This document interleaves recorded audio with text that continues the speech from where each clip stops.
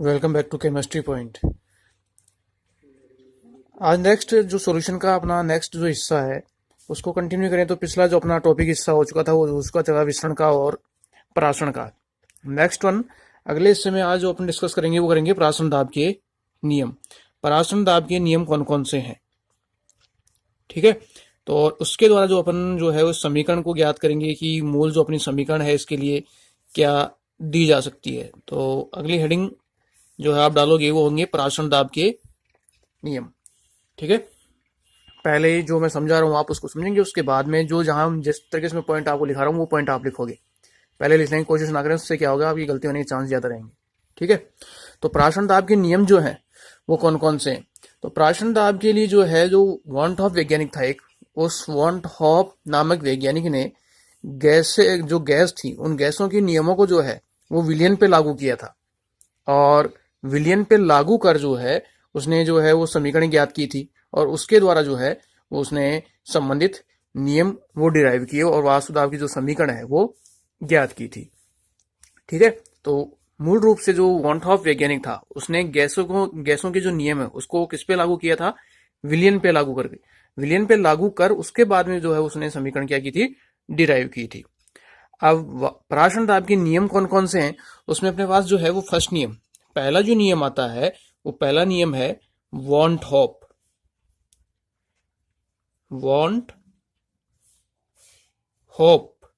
Boil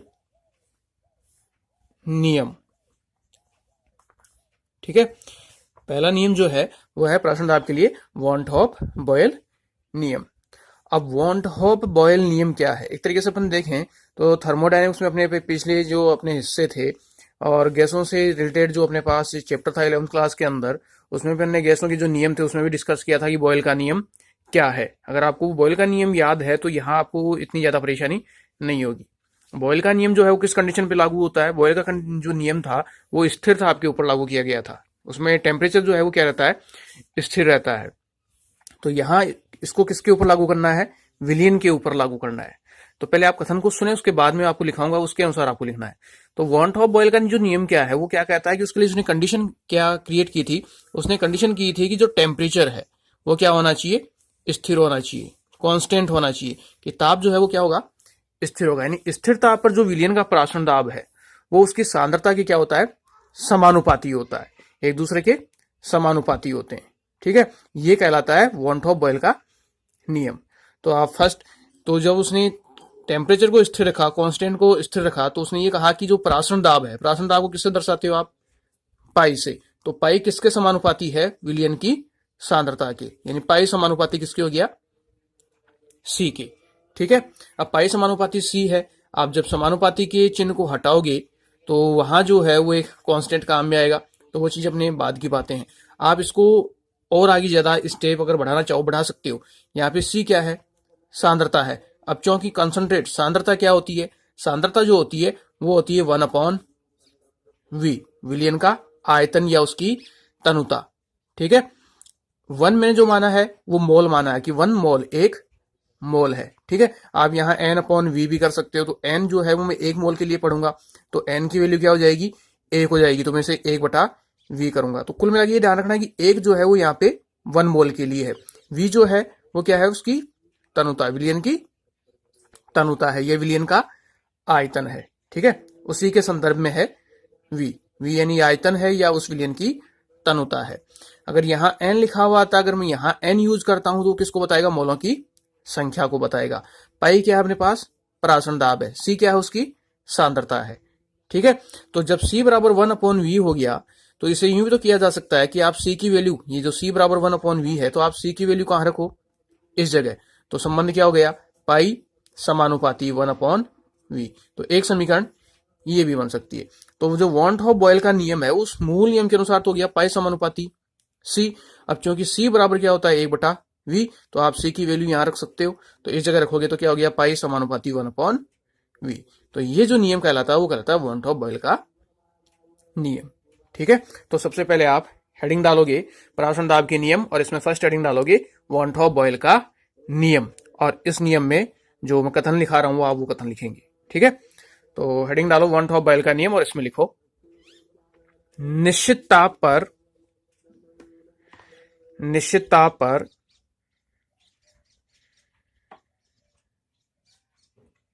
विलयन का पराशरण दाब उसकी सांद्रता के समानुपाती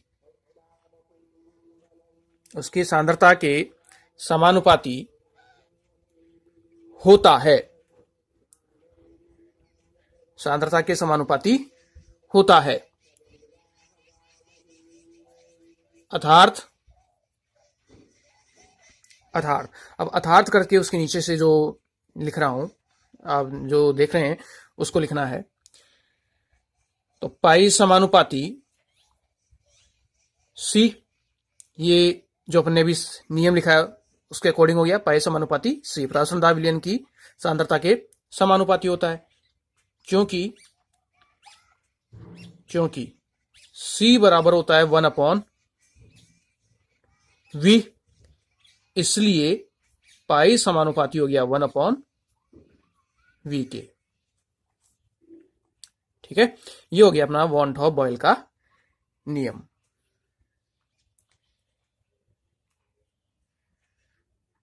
क्लियर। सेकंड, दूसरे नियम की बात करें तो वो है अपने पास वॉन हॉफ दाब ताप नियम। सेकंड नियम की बात की जाए तो वो है वॉन्ट हॉप दाब ताप नियम। वॉन्ट हॉप दाब ताप नियम, ये अपना यहां सेकंड नियम है। अब वॉन्ट हॉप दाब ताप नियम जो है वो क्या है? तो दाब ताप नियम की बात करें तो देखो इसमें एक चीज आ गई, लिखना कुछ नहीं है अभी। दाब और आ गया और ताप आ गया, दो चीजें आ गई। अब रफ लिया हूं मैं, अगर रफ बात करें तो अपने पीछे पड़ा हुआ है गैस समीकरण के अंदर, वो होता है पीवी बराबर एनआरटी। ये अपने गैसों के जो नियम थे उसके द्वारा इसको डिराइव किया था, वहां से अपने इसको ज्ञात किया था। अब पीवी बराबर एनआरटी है तो संबंधित पहला जो नियम था वो था बॉयल का नियम। इसके अंदर आपने किसको कांस्टेंट किया था? इसके अंदर अपने ताप को कांस्टेंट किया था, ताप स्थिर रखा था।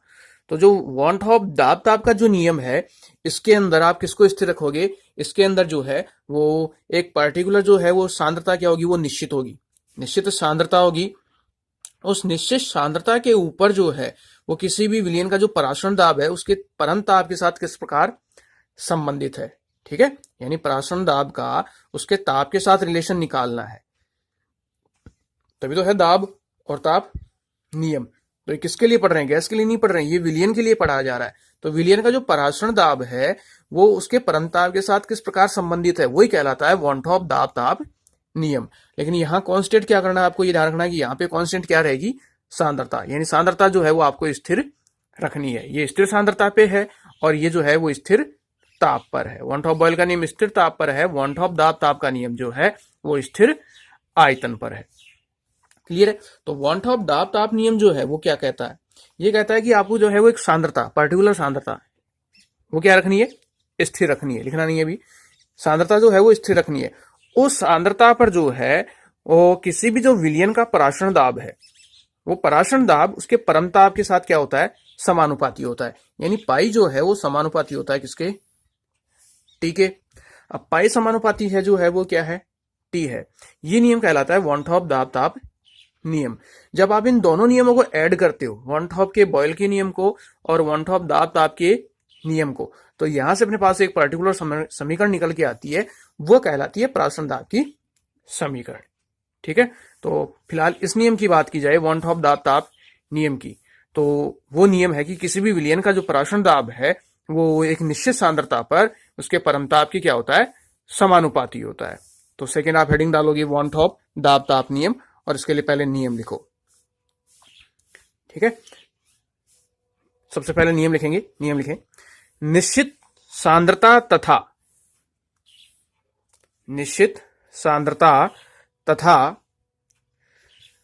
तनुता पर विलयन का पराशरण दाब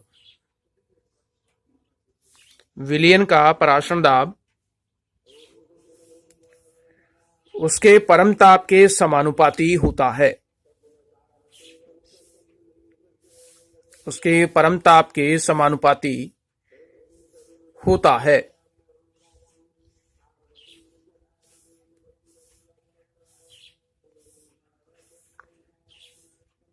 अर्थात ये हो गया पाई समानुपाती टी, अर्थात पाई समानुपाती टी।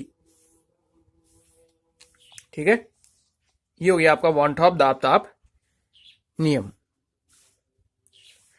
अब इसके नीचे कंटिन्यू चल रहा है ये। ठीक है, अब यहां दोनों नियम हो गए, वॉन हॉफ बॉयल नियम हो गया, वॉन हॉफ दाब ताप नियम हो गया। अब अपने को यहां से इसकी समीकरण डिराइव करनी है, प्राचल दाब की समीकरण जो है वो क्या है। तो इसी के आगे कंटिन्यू करेंगे, पहले समझो उसको देखना। अब समीकरण मेरे पास जो है वो वॉन हॉफ का पहला नियम ये भी ज्ञात हो गया और ये सेकंड नियम भी मुझे ज्ञात हो गया। तो यहाँ देखो पाई बराबर समानुपाती है 1/v, यहाँ पाई समानुपाती है टी के। तो जब इन दोनों समीकरणों को मिलाया जाता है, यानी इसको आप यूं कर सकते हो, उपरोक्त दोनों नियमों के द्वारा, उपरोक्त दोनों नियमों के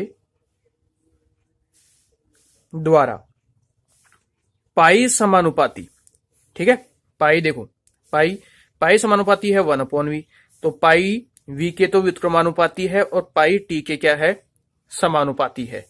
ठीक है, तो यहां कर सकते हो आप t, तो t होते ही देखो पाई के समानुपाती क्या है, t, पाई के समानुपाती है t, और पाई के व्युत्क्रमानुपाती क्या है, v नीचे है, तो ये हो गया पाई समानुपाती t और व्युत्क्रमानुपाती v। तो इसे यूं लिखा जा सकता है पाई समानुपाती t अपॉन व्युत्क्रमानुपाती v, तो ये हो गया पाई t अपॉन v। अब आप यहां से समानुपाती के चिन्ह को हटाओगे तो एक नियतांक काम में आएगा, तो हो गया पाई बराबर s, समानुपाती चिन्ह को हटाया था मैंने, ले लिया एक नियतांक s, t upon v, clear, t upon v। अब यहां से आप v को वज्र गुणा में ले जाओ तो समीकरण क्या हो जाएगी, पाई v बराबर s t। अब ये जो समीकरण है पाई v बराबर एस टी, ये किसके लिए है, 1 मोल, 1 मोल के लिए। इसके सामने आप लिख सकते हो 1 मोल के लिए, 1 मोल के लिए।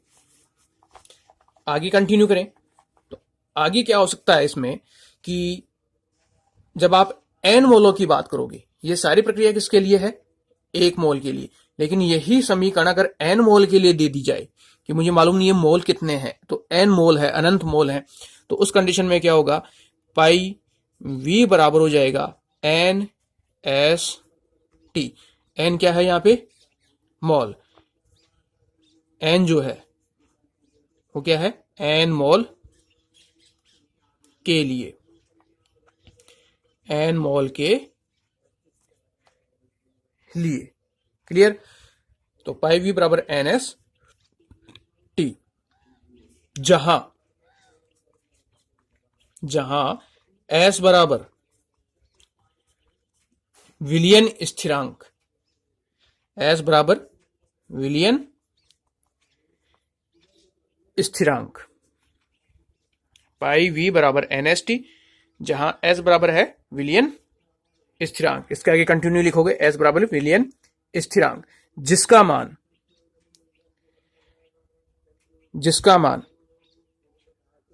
गैस नियतांक, जिसका मान गैस नियतांक, और गैस नियतांक क्या होता है अपने पास, कैपिटल आर, जिसका मान गैस नियतांक आप ब्रैकेट में कर सकते हो कैपिटल आर, के समान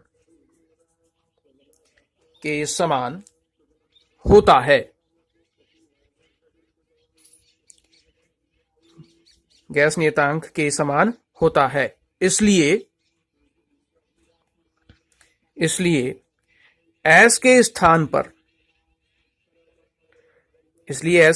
पर कैपिटल R लिखा जाता है,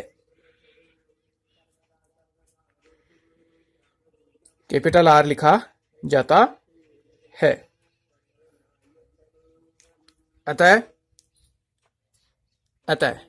अतः करने के बाद में ये लिखोगे आप पाई v बराबर, अब s की जगह क्या लिखा जाएगा, r लिखा जाएगा, तो समीकरण क्या हो जाएगी, पाई v बराबर एन आर टी, ये अपने पास संबंधित प्राशन दाब की समीकरण, पाई वी बराबर एन आर टी।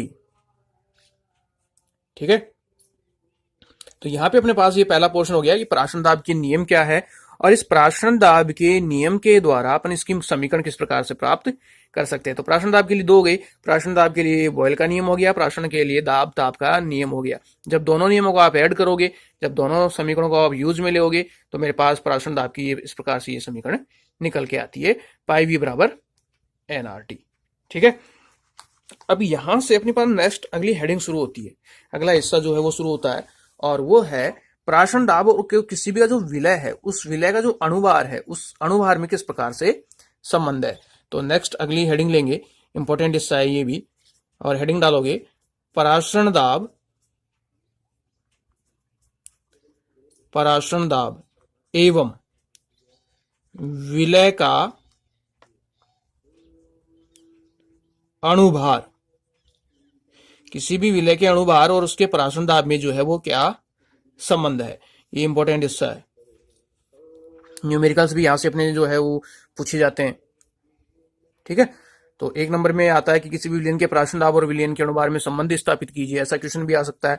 और यहां से न्यूमेरिकल जो है वो भी पुटअप होता है, न्यूमेरिकल भी आपसे यहां से पूछा जा सकता है और पूछ लिया जाता है, जनरली आता है न्यूमेरिकल यहां से, इस जगह से आता है। ठीक है, तो इसके लिए क्या होगा, सबसे पहले देख लेना, तो अपने पास जो प्राशन दाब की मूल समीकरण है वो काम में लेते हैं इसमें रिलेशन देने के लिए। तो प्राशन दाब की मूल समीकरण है वो है पाई वी बराबर एन आर टी, जो अभी अपन ने ऊपर देखी है, पाई वी बराबर एन आर टी। अब यहां संबंध में आओ, आप इस वी को यहां से उठाओ और इसके नीचे लेके जाओ, किसके नीचे, एन आर टी के नीचे। तो समीकरण क्या होगी, पाई बराबर N R T upon V. ठीक है, पाई बराबर N R T upon V. अब बात आती है यहां एन की, कि एन क्या है। ठीक है, पाई प्राशन दाब हो गया, एन जो है वो आपका मोल हो गया, आर गैस नियतांक हो गया, टी परम ताप है, और वी जो है वो आयतन है, या संबंधित उस विलयन की तनुता है। अब एन क्या है, एन है मोल। तो किसकी बात हो रही है, विलय के अणुभार में विलय की बात हो रही है, तो मोल भी किसके होंगे, विलय के। तो यहां आपका मिले होंगे विलय के मोल, विलय के मोल, स्मॉल एन बराबर। तो विलय के मोल क्या है, वो है जो पीछे मैं बता चुका हूं, W B upon M B. विलय को किससे दर्शा दिया मैंने, बी से। जो अपन पीछे राउल्ट के नियम में, हेनरी के नियम में विलियन को जब पढ़ा था, विलय और विलय को पढ़ा था, उस समय में मैंने बता दिया था कि अगर कुछ लिख के नहीं देता है तो आप स्वतंत्र हैं, जरूरी नहीं आप, अगर आप एक मानना चाहो ए मान सकते हो, लेकिन आपको वहां इंडिकेट करना होगा कि बी मेरा विलय है या विलायक है। तो अंडरस्टूड है, जब सामान्यतः जनरल प्रोसेस चलता है तो वी जो है वो विलय होता है, ए जो है वो विलायक होता है। तो ये तो है विलय की ग्राम्य मात्रा, और यह है विलय का अणुभार। डब्ल्यू बी है विलय की ग्राम्य मात्रा, और एम बी क्या है, विलय का अणुभार है। तो आप यहां कर सकते हो, जहां डब्ल्यू बी बराबर, आप अगर यहां सीधा लेना चाहो तो यहां ले सकते हो, ठीक है, लेकिन इस चीज को यहां ना लेकर आप एन में इसको आखिरी में एक साथ ले लेंगे। तो एन बराबर हो गया W B upon M B, यहां काम हो गया। अब आप इस वैल्यू को कहां रखोगे, यहां इस जगह। मान लीजिए मेरे पास जो है वो समीकरण नंबर 1 है, ये समीकरण नंबर 2 है, ये मेरे पास समीकरण नंबर 3 है। समीकरण 3 का मान कहां रखोगे आप, समीकरण 3 का मान मुझे रखना है समीकरण 2 में, यानी समीकरण 3 का मान समीकरण 2 में रखने पर, जब समीकरण 3 का मान समीकरण 2 में रखा जाएगा तो इक्वेशन क्या हो जाएगी, पाई बराबर एन, एन की जगह क्या रखोगे, W B upon M B, W B upon M B. आगे क्या है, R T upon V, R T upon V हो गई। अब यहां से एम बी कहां जाएगा, इसके नीचे की ओर। जब एम बी को आप नीचे की ओर लेके आओगे, तो एम बी को नीचे की ओर लेके आओगे तो समीकरण क्या हो जाएगी, पाई बराबर, तो W B R T, WB upon MB कहाँ जा रहा है, नीचे की ओर आयतन के पास, तो ये हो गया MB इंटू V। ये मेरे पास इसके संबंधित समीकरण। अब हेडिंग पे आओ, देखो हेडिंग क्या थी, हेडिंग क्या कह रही है कि पराशरण दाब और विलय का अणुभार, इसमें क्या संबंध है। तो यहां से मैं, ये क्या है, MB विलय का अणुभार, तो मुझे अगर इसकी वैल्यू याद करनी है, MB की, विलय के अणुभार की वैल्यू याद करनी है, तो उसको उठा के मैं कहां ले जाऊंगा, पाई की जगह, या तो MB बराबर, तो पाई को तो यहां ले आओ और MB को उठा के पाई की जगह ले जाओ, तो समीकरण हो गए WB अपॉन पाई V। ये हो गई मेरे पास समीकरण नंबर 4। ठीक है, जहां अब यहां कौन कौन सी क्या चीजें हैं आप वो नीचे लिख सकते हो याद रखने के लिए। जहां MB बराबर क्या है, WB बराबर क्या है, R बराबर क्या है, और T बराबर क्या है, पाई बराबर क्या है, और एक वैल्यू बची V बराबर क्या है। ठीक है, पूरी वैल्यूज आ गई, 1 2 3 4 5 एंड 6, 1 2 3 4 5 एंड 6। क्लियर है। तो सबसे पहले जहां लिखो MB बराबर, MB के आगे लिखोगे विलय की ग्राम में मात्रा, MB बराबर है, तो सॉरी, MB बराबर है विलय का अणुभार, विलय का अणुभार। WB बराबर विलय की ग्राम में मात्रा, या इसे यूं भी कह सकते हो विलय का द्रव्यमान। और एक चीज और ध्यान रखना है, MB की जगह जो है वो मोलर द्रव्यमान भी दे सकता है एग्जाम के अंदर, तो अणुभार और मोलर द्रव्यमान एक ही बात है। ठीक है, कहीं कंफ्यूजन हो जाए आपको कि अणुभार है वहां दे दिया मोलर द्रव्यमान, तो MB यहाँ पे आपको हेडिंग पराशरण दाब एवं विलय के मोलर द्रव्यमान में संबंध भी दिया जा सकता है, इस तरीके से भी ये हेडिंग हो सकती है। क्लियर है, तो WB हो गया। R बराबर गैस नियतांक, R बराबर गैस नियतांक। T बराबर ताप, और ताप हमेशा किस में चलेगा, केल्विन में, इसका ध्यान रखना, ताप हमेशा किस में चलेगा, केल्विन में। पाई बराबर पराशरण दाब, और V बराबर जो है वो आपका आयतन, पाई पराशरण दाब है, V आयतन। तो इस तरीके से पराशरण दाब और संबंधित विलय के अणुभार के बीच में संबंध दिया जा सकता है। ठीक है, ये आपका 1 नंबर का क्वेश्चन यहां से बनता है। अब यहां से न्यूमेरिकल पोर्शंस भी बनते हैं, न्यूमेरिकल टाइप्स जो क्वेश्चन आता है वो भी यहां से बनता है। जैसे एक क्वेश्चन लें इसका, जो अपने बुक से रिलेटेड है, उस क्वेश्चन को लेते हैं। तो आप एक क्वेश्चन लिखो इसके अंदर,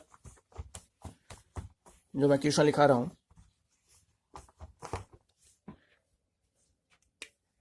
क्वेश्चन लिखो, 27 डिग्री सेंटीग्रेड ताप पर, 27 डिग्री सेंटीग्रेड ताप पर यूरिया के,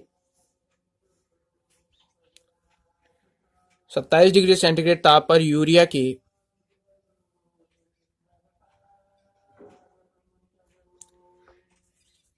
m/20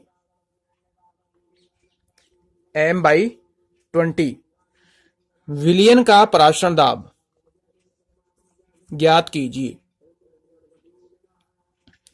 विलियन का पराशरण दाब ज्ञात कीजिए।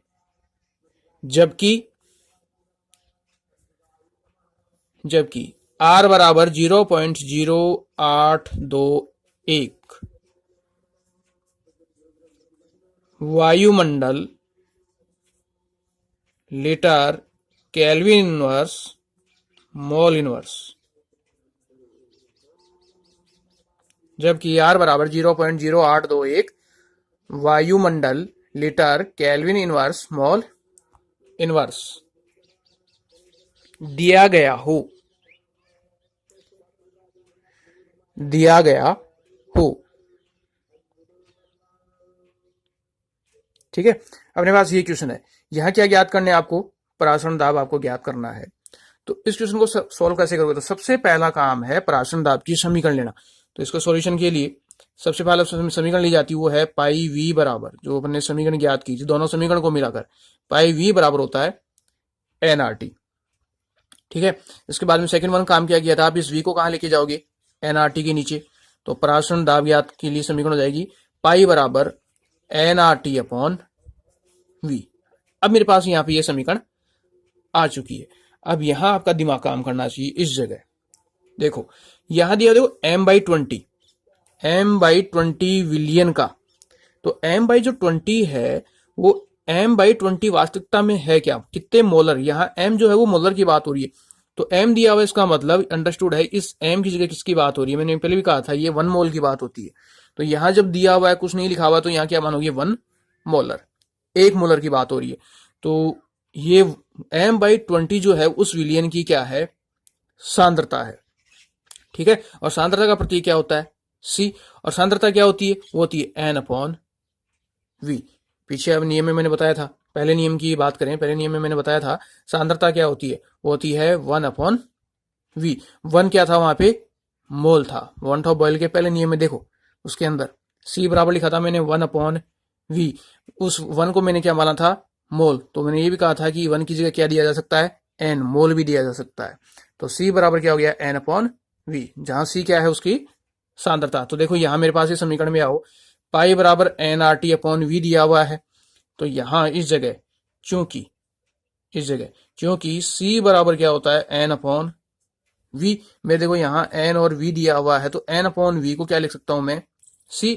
इसलिए पाई बराबर N/V की जगह क्या काम मिलेगा मैं, CRT।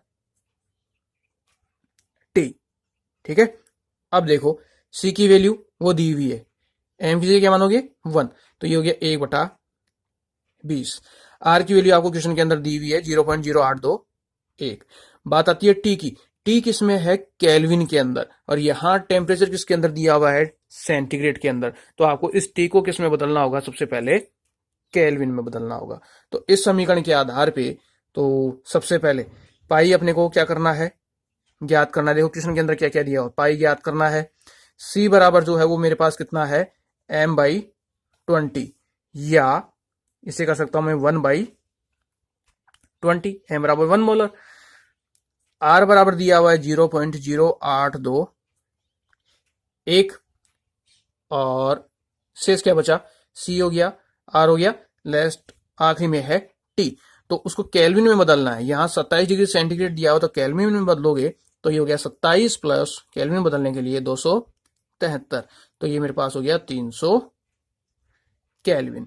और ये आप इसकी यूनिट आगे दी हुई है, लिख लेना ये पूरा, वायुमंडल। ठीक है, वायुमंडल, लीटर, केल्विन इनवर्स और मॉल इनवर्स। ठीक है, तो ये सारी वैल्यूज मेरे पास आ चुकी। अब ये आप सारी वैल्यू CRT, तो ये CRT की वैल्यू उठा के इस समीकरण के अंदर डाल दो, तो आपको आंसर मिल जाएगा। तो ये समीकरण में वैल्यू रखते हैं। इस समीकरण के अंदर वैल्यू जब रखी जाएगी तो क्या हो जाएगा, पाई बराबर 1/20। C की वैल्यू, समीकरण क्या थी, पाई बराबर CRT। तो C की वैल्यू कितनी हो गई, 1/20। उसके बाद में R की वैल्यू दी हुई है इंटू 0.0821 इंटू 300। अब आप इसको सोल्व कर लो। सोल्व करने पे जो आता है वो आपका आंसर। सोल्व करने के लिए इस तरीके से कर सकते हो आप, 0 से 0 को कैंसिल कर दो, 2 को काटो 30 से, तो ये हो गया आपका 15। तो इस जगह क्या हो जाएगा आपका, और छोटा हो गया, पाई बराबर 1 है तो 1 को गुणा करोगे तो कोई दिक्कत है नहीं, तो ये होगी 0.0821 इंटू 15। तो इसको इससे सोल्व कर लो, जो आंसर आता है वो आपका वायुमंडल। परासरण दाब क्या है, वायुमंडल। यूनिट क्या जाएगी उसकी, वायुमंडल। तो इन दोनों को मल्टीप्लाई करो, मल्टीप्लाई करने पे जो आ रहा है वो आपका संबंधित आंसर। अब गुना भाग आपको आना चाहिए, इतनी चीज आपको आना जरूरी है। क्लियर है। तो इस तरीके से यहाँ से जो है वो न्यूमेरिकल पोर्शन, यहाँ का न्यूमेरिकल जो अपना कंसल्ट होता है, न्यूमेरिकल यहाँ से इस तरीके से पूछा जाता है। एक चीज गुणा भाग में बहुत आपको सावधानी रखनी है, नियम में आपको ध्यान रखना है, क्वेश्चन को पढ़ना है, नियम को भी देखना है, रटना नहीं है कि किस यूनिट को किस तरीके से बदला हुआ है, वो इंपॉर्टेंट चीज है। बदलने का मालूम है, जैसे सांद्रता की बात होगी, समीकरण में कहीं नहीं था, अपने पास समीकरण क्या थी, अपने जब समीकरण डिराइव की थी वो ये की थी, पाई वी बराबर एन आर टी। अब यहाँ जो है वो कहीं भी सांद्रता का जिक्र नहीं है, तो अपने को ढूंढनी है सांद्रता कहाँ है, कन्वर्ट करना आना चाहिए कि सांद्रता जो होती है वो होती है एन अपॉन वी, एन बराबर होता है मोल। यहाँ पे हमेशा कुछ नहीं दिया हुआ तो 1 मोल की बात की जाती है, और मोल दिया हुआ हो कि 2 मोल है 5 मोल है तो वो वहां आप संबंधित उतना मान रखोगे। 1 नहीं कर सकते तो आप यहाँ क्या कर सकते हो, एन कर सकते हो। तो इतना दिमाग अपना काम में आना चाहिए। तो सी बराबर सांद्रता, तो एन अपॉन वी को क्या लिखा जा सकता है, सी लिखा जा सकता है। तो सारी चीज समीकरण में निहित है। अगर आपको वो चीज नियम समझ में आया, आपको नियम को एक एक पॉइंट आपको याद है, तो अब यहाँ से ये समीकरण ज्ञात कर सकते हो। तो न्यूमेरिकल में कोई प्रॉब्लम नहीं आती। कुछ को तो ये कंफ्यूजन होता है, सांद्रता आती है कंफ्यूजन हो गया ये कहाँ से आ गया, तो अपन ने पहले नियम से ये सारा डिराइव किया है। ठीक है, तो इस तरीके से सिंपल न्यूमेरिकल आता है, कोई प्रॉब्लम नहीं होती है। न्यूमेरिकल को याद रखो, पीछे के पोर्शन को भी बराबर याद रखो, रिवाइज करते रहो तो आसानी से सोल्व हो जाएगा। क्लियर। तो यहाँ ये अपने पराशरण दाब के नियम, उसके किसी भी पराशरण दाब के विलय के अणुभार से किस प्रकार उसका संबंध है वो चीज, और उससे रिलेटेड न्यूमेरिकल किस प्रकार का आता है वो ये क्वेश्चन, ये अपना पोर्शन कंप्लीट है। यहाँ अपने पास इसमें एक पॉइंट और दिया जा सकता है कि जो पराशरण दाब की विधि है, मैंने इसमें आपको पीछे भी बताया था कि जो पराशरण दाब की विधि है वो प्रोटीनों के लिए, बहुलकों के लिए, और जितने भी वृहद अणु हैं, ठीक है, जितने भी वृहद अणु हैं, पॉलीमर्स आ गए इसका मतलब सारे हो गए, पॉलीमर्स क्या वृहद अणु ही है सारे के सारे। तो प्रोटीन्स हैं, बहुलक हैं, आपके वृहद अणु हैं, उन सबका जो मोलर द्रव्यमान ज्ञात किया जाता है वो इस पराशरण दाब विधि से ही ज्ञात किया जाता है। क्लियर है। ये बोर्ड के अंदर भी पूछा हुआ क्वेश्चन है। आप प्रीवियस ईयर 5 ईयर के क्वेश्चन को कंसल्ट करोगे, मैं भी वो क्वेश्चन करवाऊंगा, ऐसी बात नहीं है।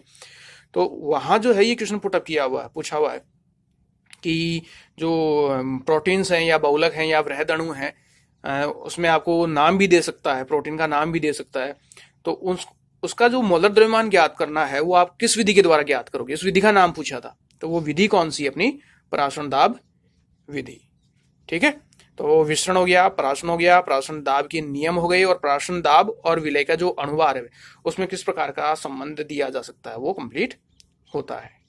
नेक्स्ट वन, अगले हिस्से में जो है यहाँ पे अपन कुछ डेफिनेशंस की बात करेंगे। सिंपल है, दिखने में सिंपल है, लेकिन अगर आप उनको तह तक जाओगे थोड़ा जटिल भी हो जाता है, कॉम्प्लेक्स भी होता है, खुद जटिलता उत्पन्न कर लेते हैं। वो शब्द ही ऐसी है, टर्म ही ऐसी है। ठीक है, तो कुछ डेफिनेशन है, 3-4 डेफिनेशन है, ज्यादा नहीं है। तो उन नेक्स्ट परिभाषाओं को अगले लेक्चर के अंदर कंसल्ट करेंगे, बहुत इंपॉर्टेंट है, वहां से क्वेश्चन आता है, थ्योरेटिकल क्वेश्चन आता है, गलती भी होती है। ठीक है, तो उसको नेक्स्ट अगले वीडियो के अंदर मैं कंसल्ट करूंगा, और इस चैप्टर के नेक्स्ट और आखिरी हिस्से को भी लेऊंगा। ठीक है, हाँ, तो तकरीबन 2 लेक्चर के अंदर अपना ये यूनिट जो अपना ये लेशन है वो कंप्लीट हो जाएगा। क्लियर।